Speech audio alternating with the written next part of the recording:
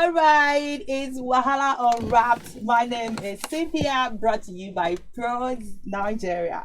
Now, this particular episode, it's going to be the moment that we have actually been waiting for, because we're going to be focusing on the candidate that has created so much controversy, so much buzz, not sensation this time. And that candidate that anytime someone says, oh, when a young person says, oh, this is my candidate, people are like rolling their eyes and like, what? Okay, you already know who I'm talking about, right? Good. Asiwaju Bola Ahmed Tinubu, aka Jagaban. Now, someone's gonna ask, what is there? I mean, why are people even considering? I mean, I saw a post somewhere on social media. Someone said, why are young people even considering Tinubu in the first place? Well, we have somebody who is going to be answering all our questions, and no other person than Mohammed Midinyawa. Did I call it well? Yeah, right. I did it. Yeah. Exactly. Okay, so now Mohammed is the Asiwaju Bola Ahmed Tinubu Media Center. I mean, he's the one. Member. He's member or Yeah, member of he's the a Shadow member. Bola. So that means you're in the best position to talk to us about this particular candidate. Exactly. Okay, let me start with this. How do you feel, supporting as a young person, supporting a candidate that is always giving you stress every time? Well, it's Cynthia. It's really a pleasure having me here. Thank you for your question. But I think your question is supposed to be restructured because the reality of the situation is very much easy to sell, and although we receive a lot of criticisms, or we experience a lot of criticisms, especially on the social media from the other camps. Why? Because he's the strongest candidate. People just see him as the main opposition. So the Labour Party people, the PDP people, and other parties see Ashwaju as the main opposition. So for that reason, of course, it is very natural to, receive all sorts of criticisms, especially from the social media. But apart from that, he's the candidate that has that content that you can push to sell him.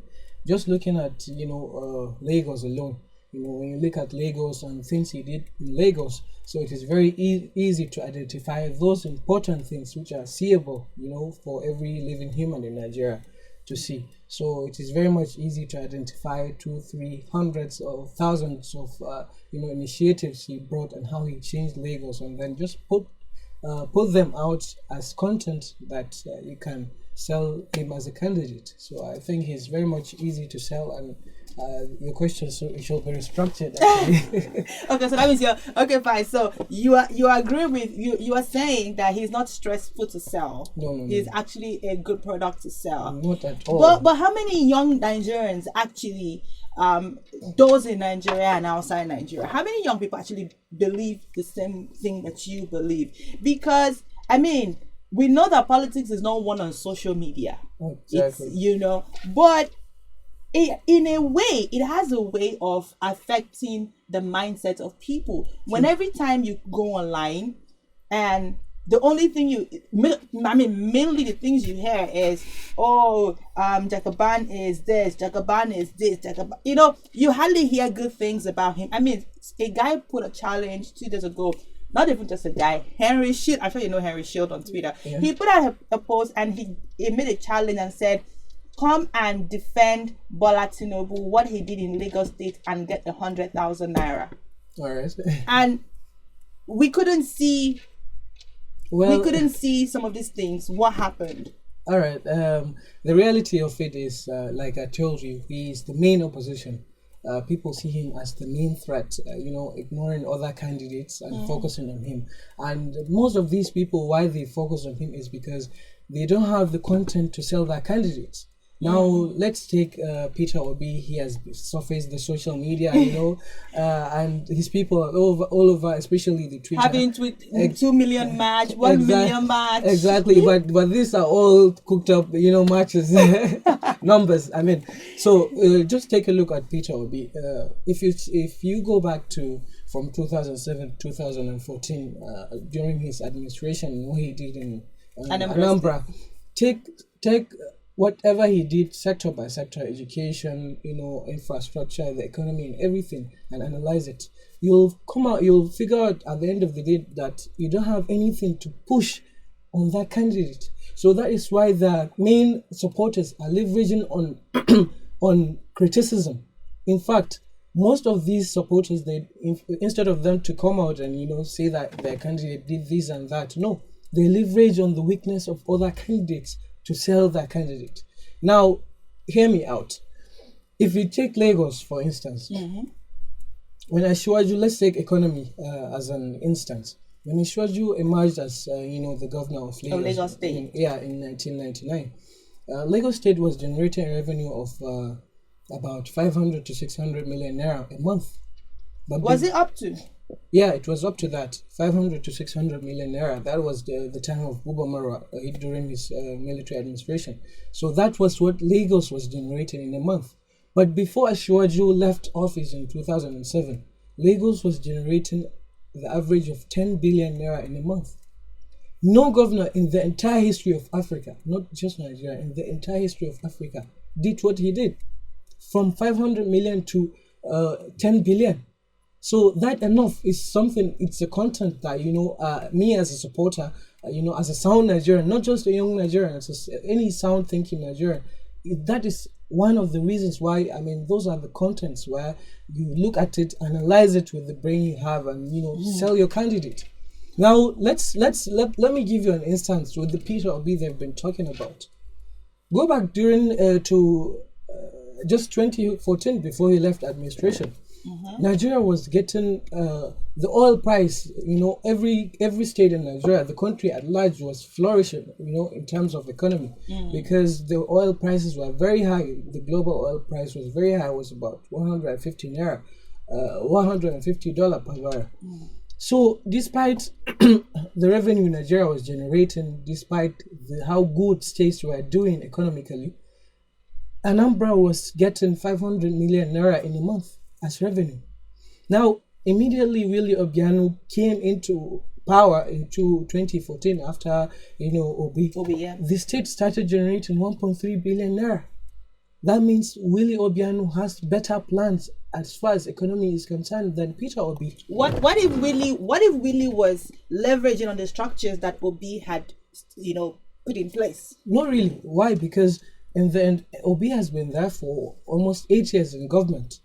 But despite him being there, and despite how the economy was doing, generally speaking, the Nigerian economy was doing very well, he couldn't, get the best out of it for almost 8 years. So if you have any structure, you are the one that is supposed to first start benefiting practically from the structure. That which means practically Willie Obiano had better plans. So does it now mean that is it now safe to say that you are saying that Peter Obi might have good intentions, but he does not know how to actualize it? Yeah, as an opposition, I wouldn't say he has a good intention. Oh, yeah, as an opposition, because from the look of things, it's he just tells his people what they want to hear. Sensation. Yeah, exactly.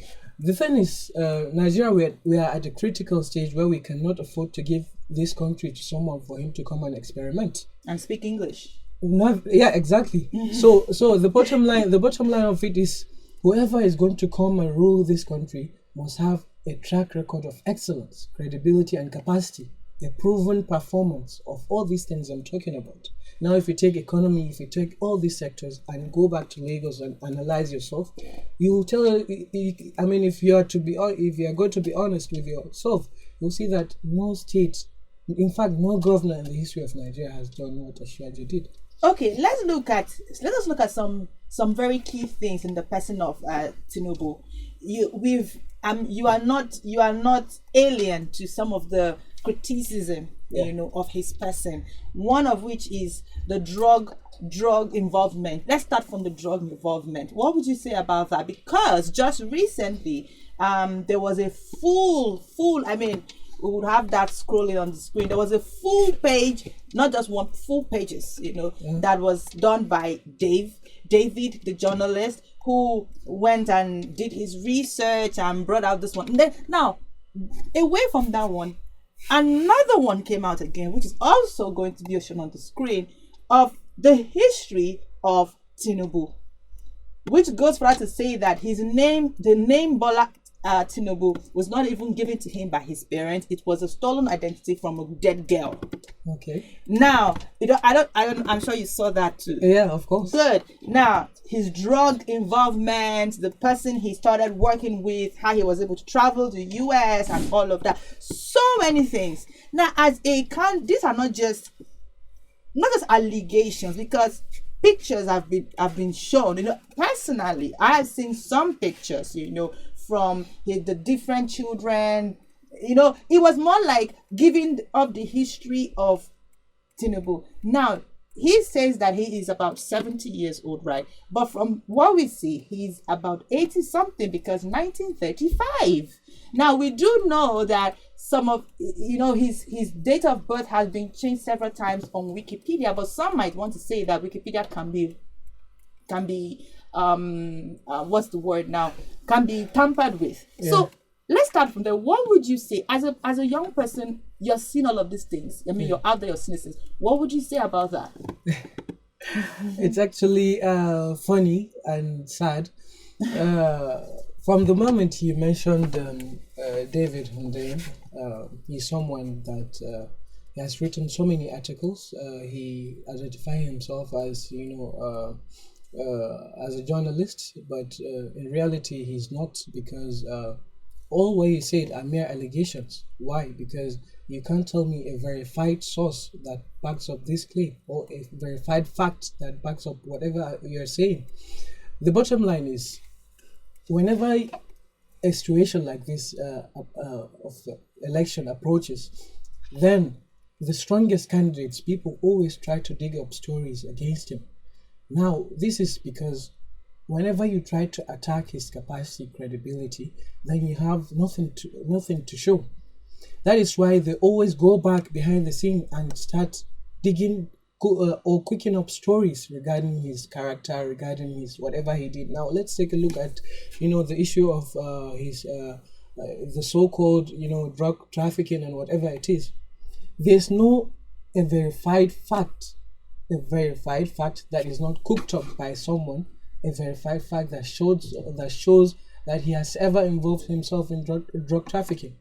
Now, the issue of his age, if you look at the statement issued by the University of Chicago, the university he attended. Now, whatever... Did he actually attend that university? Exactly, this is what I'm trying to say. The university itself issued a statement on his, presence at the university back then. So, if the university themselves, issue a statement, that you can call it a verified fact. You have the statement? Of course, it was all over social media by Chicago State University. It was issued by the state university that he attended the university from this years to this years. And when you look at the years... how about his secondary and primary? Well, we're talking about university at the moment. Okay. Yeah. So when you look at the years, he said he attended, and the specific period the university said he attended, it tallied. That is one. And when you look at the age, he started the university, was about 21 years, and from the age he graduated, well, he was about 25 or so. That means it tallied with his real age. Now, back then, from the date he finished the university till and you calculate the date he was born, that means it was about a 25 years gap, which shows a practical proof of that he attended the university, and this verifies his age. This is a fact that I can proudly back it up, because it was not issued by any Nigerian. As a Nigerian, as David Hundein, I can go and cook up a story. But this is a university that has been there for over 100 years. They have their reputation to, protect. So they will not lie just because Bola Tinubu is running for presidency. They will not lie because of him. But you say that David That was a cooked up report, but it did show some real things there, Like what? like I mean the money that Tinubu had to forfeit when the case started in the US. No, no, no, no.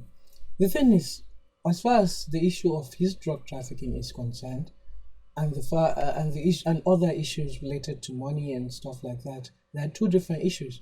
He had at some point an issue with tax payment. Yes, that for sure we can say that he had a problem with that, and everybody as a businessman, you can have any problem with that. But the issue of drug trafficking, there's nothing, no claim, no fact that can back up the criticisms going around regarding the drug trafficking. So what are the businesses of Tinubu? So initially, he started working at ExxonMobil. So he was a senior accountant at ExxonMobil. So that enough is something to say he did before he ventured into politics. But when the exam movie, the amount that was said that he was earning at the time did not tally, because we had some persons who actually worked at the time in the same exam movie, and they said that nobody at that position where he was working was earning such amount. No, all these are cooked up stories. I mean, these are real elderly people who worked at the same time with him, and they said nobody was earning that amount at the time. Look, just Was this case special? No, no, no, no. The example I gave you is very simple. The Chicago State University thing. The Chicago State University issued, a circular regarding his presence at the university. Now, the issue of ExxonMobil, let ExxonMobil themselves verify this. Nobody can come and say he attended. He was with Ashwaji Bola Ahmed Tinubu when he was in ExxonMobil, and then you just expect us to believe you. Look, this is very serious. The issue of presidency is a very tough race, and the seat is a very big one, the number one seat in Nigeria. So you expect all these sorts of criticisms. People spend days, hours, weeks, digging stories, cooking up stories regarding the most popular candidate, the strongest candidate, because all these opposition see him as a threat, and he is the only threat. He is the only threat. He is the only threat. Apart from him, nobody comes close to the presidency. Okay, yeah. We'll be back.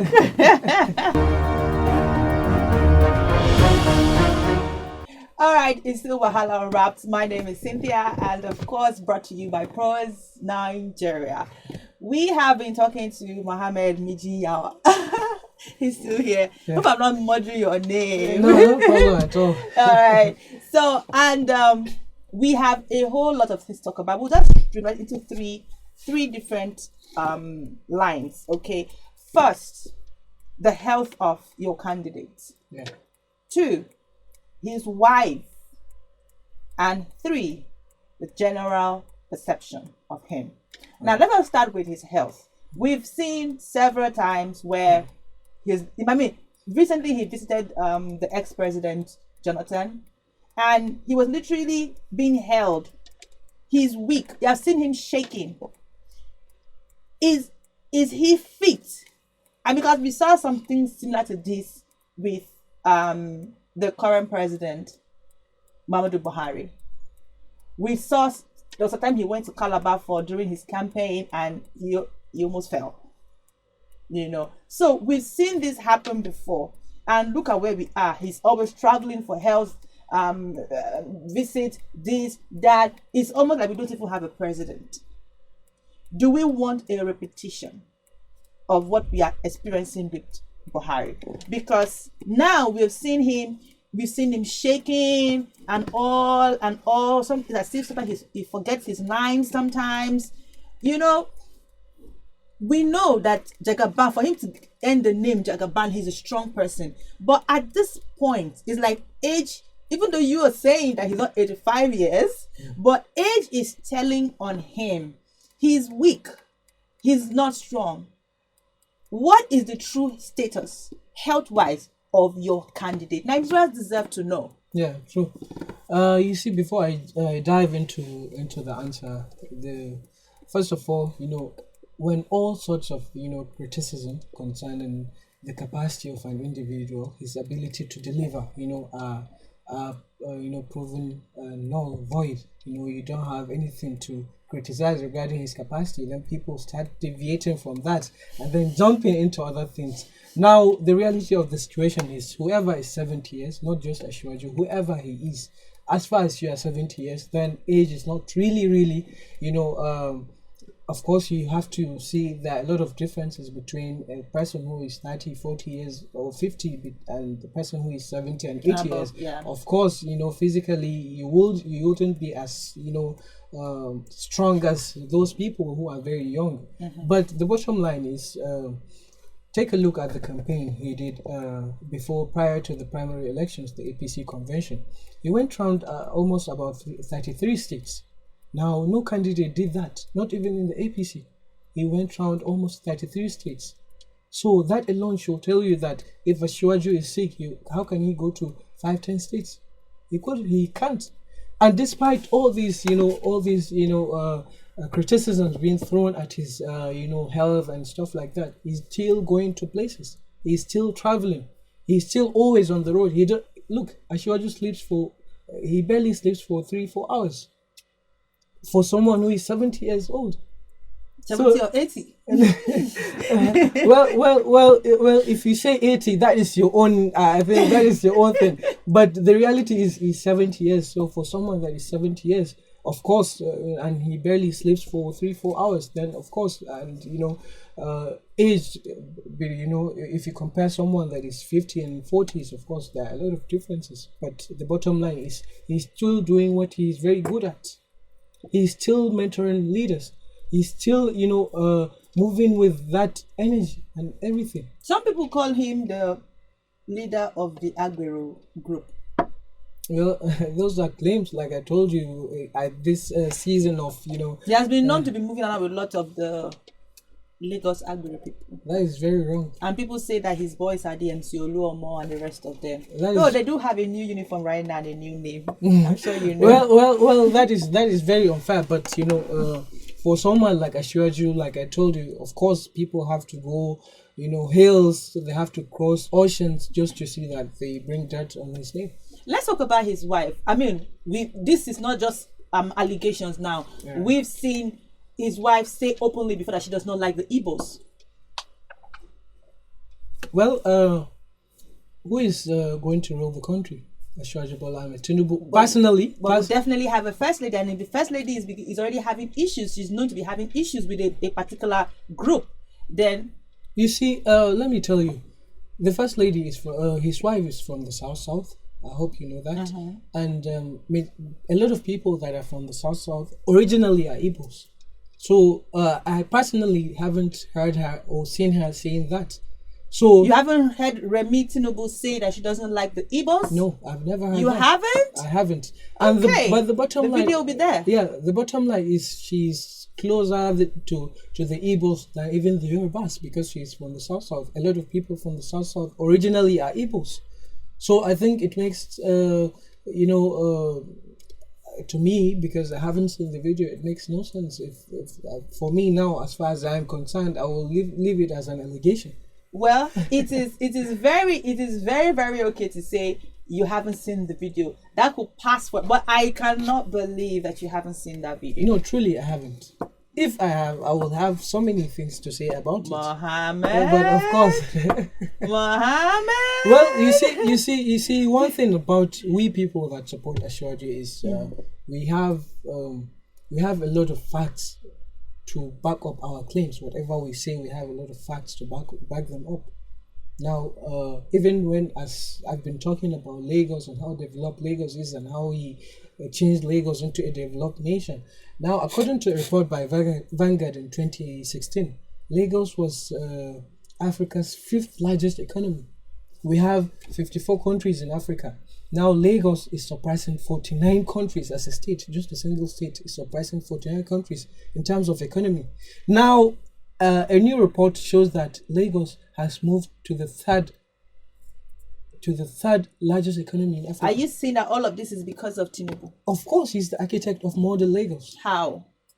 Now, let me give you an instance, 2 examples.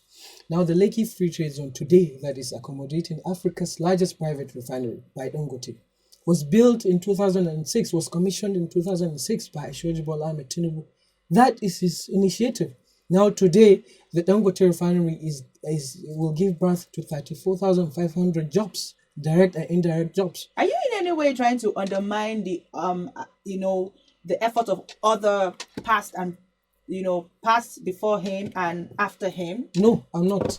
But what I'm trying to say is all those things that set Lagos in that spot, in that position where it is today, you have to give that credit to Ashwajo as the architect of Lagos. And Now, after his tenure as a governor, what else has he been doing, at the national level, aside giving us Buhari? well, if you look at Lagos alone, whatever he did in Lagos, I will say thank you to him. He should have gone and slept. He should be sleeping. If I were him, I would be sleeping today. But because he's someone that has the Nigerians at heart, that has that always put the Nigerians first. Now he's coming back to give back to the Nigerians. What we want from him is to replicate whatever he did in Lagos to Nigeria, and Nigeria is going to be a success story. Are you sure he wants to replicate, or he just wants to feel that it is my turn to be president? I mean, you cannot say you haven't heard it, because in the video where he said it is my turn, Emilokon, which brought about the Emilokon that everybody used. I'm sure you heard that. Yeah, one. of course. So the bottom line is of whatever he said is, after there was an agreement of power shift from the north after areas to the south. So that Emilokon explains that it is our time. So you people don't really get it. What he was technically saying was it was our time as the Southerners, and that is true. Whoever you're going to ask in the APC family, there was an agreement that the power that is. But he said, "Give it to me." Technically, he means it is our turn, the Southerners. So it is time for us to rule the country.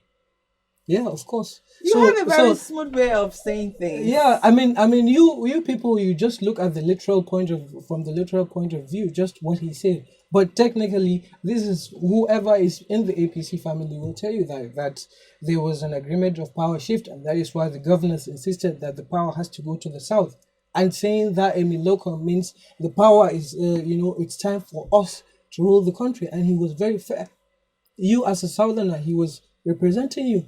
The Southerners should praise him. Yeah, he was doing this all because of you guys. Of course. Now, for Nigeria's prosperity, for the sake of peace, and unity, that Emilokon is justified. But then for a man like Tinubu, who we don't know if he's he's popularly known to be a Muslim, and then he picked a vice which also a Muslim. Yeah. Does that mean does he have we at heart? Because it's just that you don't respect in a country where we have Christians, we have Muslims, we have traditional worshippers, then we have other people, other sub faith, and then you as a Muslim who is known to majorly be a Muslim, and then you pick a Muslim vice. Does that even show inclusiveness? That is the first thing that should show you that he has the Nigerians at heart. How? Why? Because first of all, we are humans before any religion.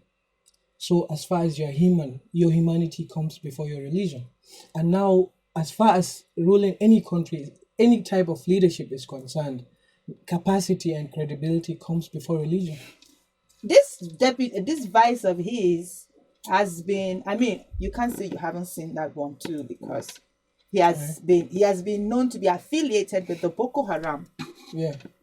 Oh, you say yes. Okay, so that means I'm sure I've seen it. Yeah, I've seen those. So is that still healthy for Nigerians at a time where we have serious insecurity problems in the country? Like I told you, those are mere allegations. But there are pictures everywhere of him with the Boko Haram. No. He has been known to be having. Look. Kashim Shettima. We all know what he did during the Boko Haram and the efforts he invested towards eradicating the Boko Haram and the capacity he has shown as a governor during his time. There is no any verifiable fact that shows Kashim Shettima is linked to Boko Haram. Look, the bottom line of why he is selected as the VP is his capacity. During his time as the governor of Borno, he invested heavily in education. He built 1,711 classes in 256 schools. No governor in the history of Northeast did what he did in terms of education. So that alone, those are the kinds of things, are the kinds of contents you look for How when. verifiable is this? Because the last time I checked, when the conversation about Kashim came up, I did follow that story, and I realized that some of those schools didn't even stand the test of time. He sacked lots of teachers. There was no proper education in the state at the time. Let me tell you this. I'm a researcher. Good. And this is what I'm very good at. Yes. So I'm telling you this, that go and verify. It is Go and verify. yeah. So go and verify that it is there on the newspapers. It is there on the media. Not media. Physically. Yeah, physically. When you go there in Borno, it is there. And after he did all those things in Borno, he created one of the best succession formulas for the states. Now, his successor, Babagana Umar Zulum, today he's the best governor in the entire Northeast. Today, what he's doing, he has distinguished himself from other leaders of other states. Before we wrap up, what do you think about the candidacy of Atiku Abubakar?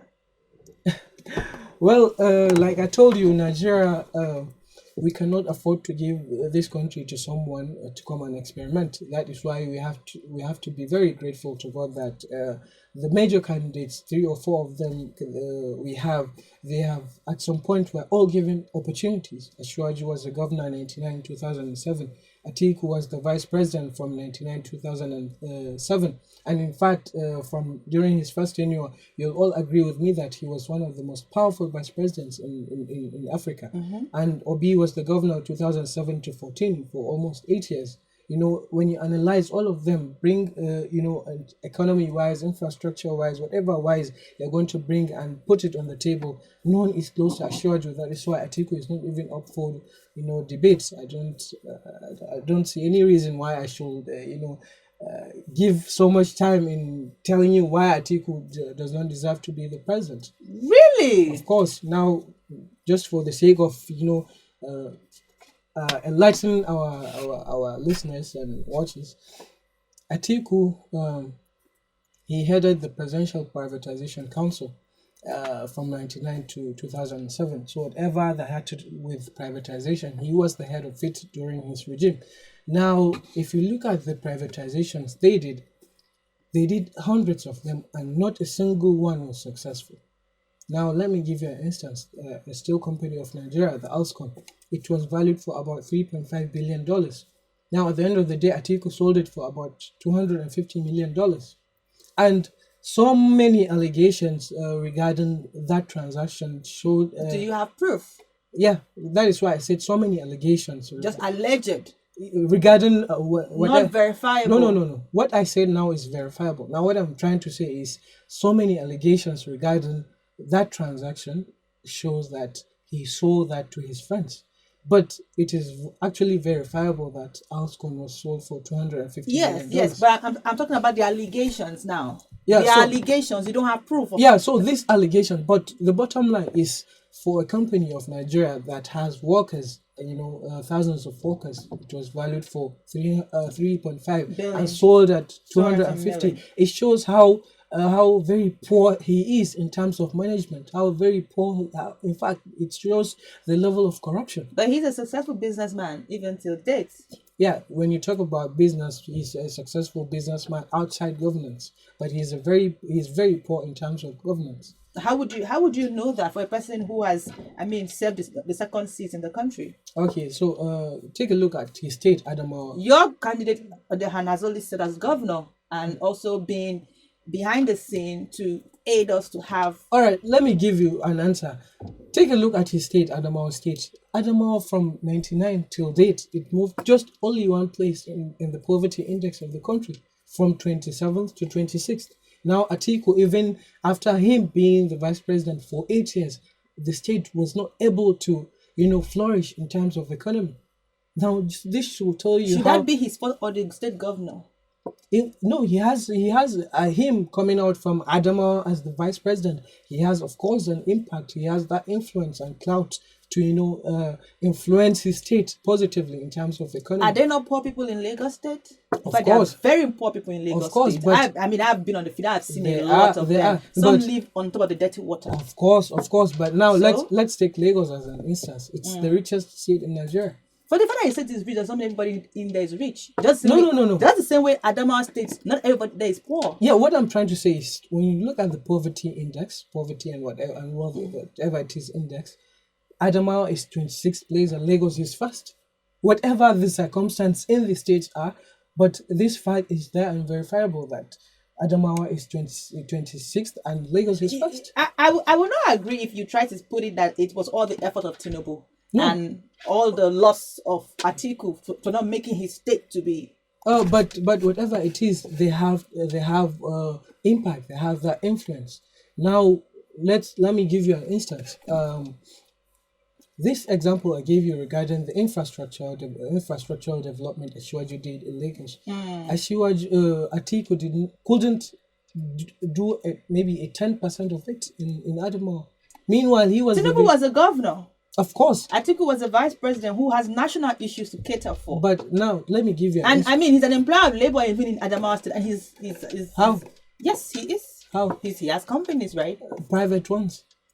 I mean, Private don't we ones. also have private companies in? I mean, you haven't even mentioned the businesses of your candidate Tinubu. He has no businesses. How many business? He has no businesses. Oh, he has no business. Yeah, he has no business. So how does he make money? He was a senior accountant, and of course, him being the governor of Lagos, he's financially okay. So is it his gratuity he's eating Of course, him being and his pension money? Of course, Is that what he's spending? of course. In a bullion van? Is that his pension money? This is something that I can tell you with. I mean, it is very based on my own, understanding to the best of my knowledge. This is something I can verify the claim. That So isn't it weird and funny that a man who does not have any business, according to you, okay. has so much money to even run for an election, has so much money to to move in a bullion van like No, but what shows that in that bullion van there was money in it? okay, so there are papers. No. Toilet papers. What I'm trying to say is, I'm talking about facts. We talk about facts here, right? So what shows that in that bullion van there was money in it? Nothing shows. Yeah, we are going to wrap up, but there's this. What shows that bullion van is his? Okay, there's a part I want us to clear. You are saying that your candidate does not have at least we know that Obi has a business, he has businesses, Atiku has businesses, even though you are saying that he's not a worthy contender, right? Yeah. Okay. Now, and you also saying Obi's not a worthy contender, but they have known businesses. Okay. But your candidate now, who is, according to you, a worthy contender, does not have any business. Rather, you say is the money he made when he was working in ExxonMobil.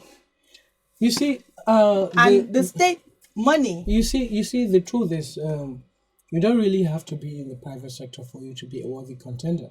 Now, No, we just want to know the source of income. Where is the money coming from? well, this is what I said, that he has no any open business. Okay, he has closed businesses Whatever it is, like drugs. No. Well, look, those are all allegations, and you cannot actually put them when we're talking about. Because only drugs can bring such amount of money that he's spending all these years. When did he spend any money? Look, whenever a person is running for presidency, and you have 22 governors at your hand, you being from the ruling party, You know how much money he spent during the primaries, right? No. How much is You don't know. How much is he I spend? mean, there were monies being given to delegates. You know, I mean, he was a biggie money spender. No, look. Today, I mean, you read the change. But this is. They were spending in dollars. They made dollars high and scarce. No. Are you talking about the APC convention or the PDP convention? Because APC. this sounds like the PDP. APC. Convention. No, but I was in the APC. Look, you as a journalist, I don't know if you were there, but I was physically present. I was physically there. I was physically present at the convention ground, and I slept there, and I didn't see a single dollar. You didn't see a single envelope. Exactly. You didn't see any money. I didn't see any money. You didn't. We are done. But the bottom line is, you as a journalist, whatever you're going to say, this is why I really like Sean of channels. Whatever you're going to say, make sure that you're saying those things based on verifiable facts. Those are the realities of today's situation, because there are a lot of cooked up stories. If you depend on the media for whatever story you're getting, then there are a lot of cooked up stories. The good thing is this: Mohammed did not see, even though he slept at the convention ground. I also was there. What I saw at this point, I'll keep it to myself. But if he said he did not see, what I saw was nothing. Exactly. Okay, I assumed to see, but I didn't see. Yes, exactly. Or maybe I was having an hallucination. Something like that. All right, Pros Nigeria. My name is Cynthia. Thank you, Mohammed, for coming. You just made us look like we don't know what we saw. That's what you just did. No, but if whatever you saw, back it up with the fact. Whatever you saw, back it up with the fact. Verify. Yeah, verify. Go and verify. All right, thank you so much, Mohammed, for coming. And I know that this is going to have lots of people. I want to ask you many questions, and if there's need, we definitely have to call you back, because when this goes out, maybe people might want to bring out those things that you haven't seen. No problem. All right. So what are your opinions? For the campaign is starting off shortly. Are we going to be seeing a dirty part coming out more? Well, personally, I'm wishing Nigeria well. At the end of the day, the Peter Obi supporters, the Atiku supporters, the Ashwaju supporters, we all want the best for the country. As far as you're a sound-thinking Nigerian and you have Nigeria first at the heart, then we should put the country first. And, we should try as much as we can, especially the young people, to avoid dirty politics.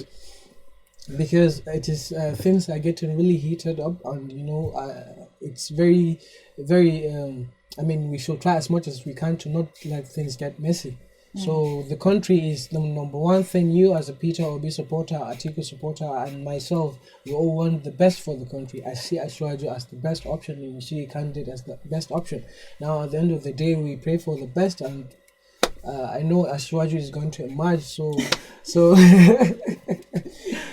Thank you so much for coming, and I do hope that you have a wonderful time. Don't forget to subscribe, click, and of course, this is brought to you by Pros Nigeria. Do have yourself a wonderful election period.